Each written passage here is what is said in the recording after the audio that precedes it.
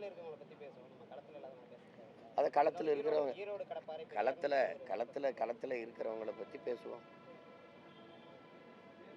களத்தில் யார் இருக்கா? களத்தில் யார் இருக்கா?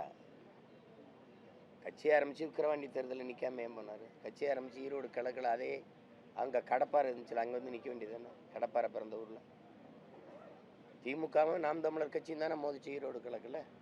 எல்லாரும் போயிட்டாங்களே. இந்தியாவை ஆண்டு கொண்டிருக்க பாரதிய ஜனதா வரல, ஆண்ட அதிமுக வரல. களத்துக்கே வராதவர் களத்தை பற்றி பேசுகிறதா ரொம்ப நகைச்சுவையாக இருக்குது. களத்துக்கு ஏன் வரல? 24 பாராளுமன்ற தேர்தலில் உங்கள் கொள்கை எதிரியை வீழ்த்த நீங்கள் எவ்வளோ களத்துக்கு வந்தீங்க? அதெல்லாம் சிரிச்சுட்டு போயிடணும். அப்படியே சிரிச்சுட்டு போயிடணும். ஈரோடு கடப்பாறை பெரியார்னு யாரை சொன்னார்னு? ஈரோட கடப்பாறைன்னா யாரை சொல்கிறாருன்னு உங்களுக்கு தெரியாமையா கேட்குறீங்க?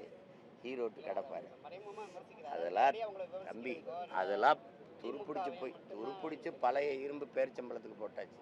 நீங்கள் போய் கடப்பாறை இன்னும் கம்பின்லாம் சொல்லிச்சிங்க. என்னடா துருப்பிடிச்சு பழைய இரும்பு பாத்திரங்களுக்கு பேரிச்சம்பளம்னு அதை தூக்கி போட்டாச்சு. இதெல்லாம் வேற ஏதாவது உருப்படியாக கேளுங்க. காலையிலே தேர்தல் ஆணையம் ஒவ்வொரு தேர்தலின் போது செயல்பாடு தேர்தலை முன்னெடுத்த பல்வேறு நிலைகளை விழிப்புணர்வு பண்ணுறாங்க.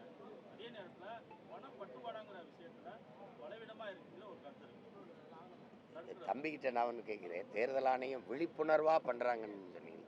பல்வேறு இதில் விழிப்புணர்வு ஒன்று சொல்லுங்கள். விழிப்புணர்வா? பணம் கொடுக்குறாங்க வாக்குக்குன்னு தெரியுது. யார் தடுப்பா? அதிகாரத்தை வச்சிருக்க கட்சிகள் தானே கொடுக்குது. இப்போ யார் தடுப்பா? இதே பாரதிய ஜனதா பீகாரில் கொடுத்துச்சா இல்லையா? குடும்பத் தலைவிக்கு 10,000 வங்கியில் போட்டுச்சா இல்லையா? உத்தரப்பிரதேசத்தில் காசு கொடுத்துச்சா இல்லையா? அப்புறம் போய் அதை எப்படி தடுக்கும்? இங்கே வாக்கை வாங்கி கொள்கிற முறை இருக்கிற வரை மக்களுக்கான சேவைங்கிற எண்ணம் செத்து போயிடும். அது பேச்சு கிடையாது. அது இங்கே ஒரு தொகுதி எவ்வளோ வேலை? 50 கோடி வாங்கிடுறது.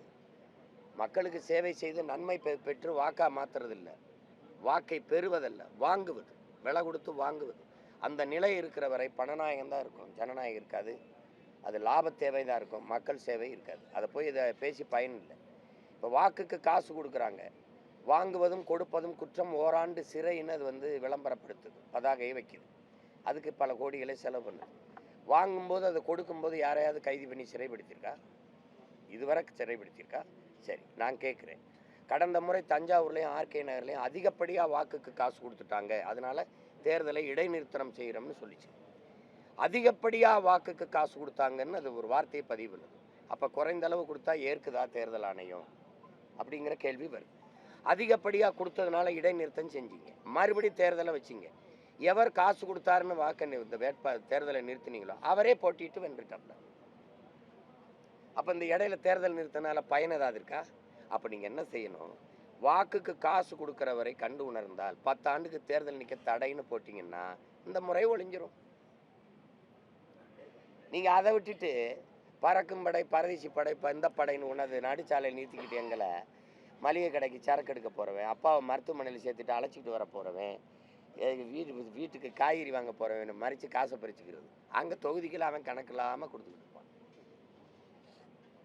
இது தேர்தல் ஆணையத்துக்கு தெரிஞ்சுதான் நடக்குது. அதை போய் பேசி இல்லை, நீங்கள் சொன்னீங்களே மிகுந்த விழிப்புணர்வு அப்படிங்கிறது அதுக்கு சொல்கிறேன்.